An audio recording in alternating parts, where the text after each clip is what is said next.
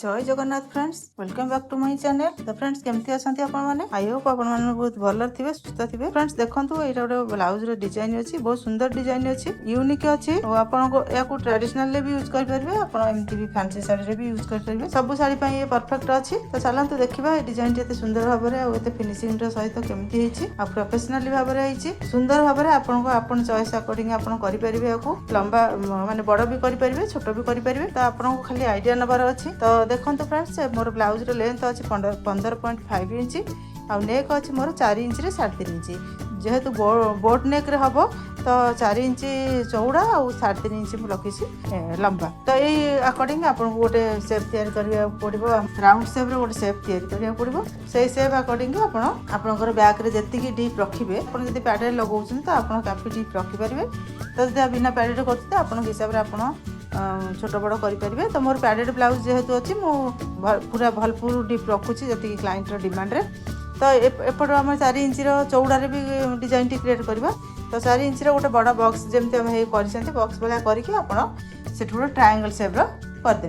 ठीक अच्छे, देखो केते सुंदर भाव ट्रायंगल सेप है। यही सेप रे आपको डिजाइन टी करने को हम ट्रायंगल टिके कर्व करेंगे, जस्ट कर्व करेंगे ताकि डिजाइन टा खोला खोला रही।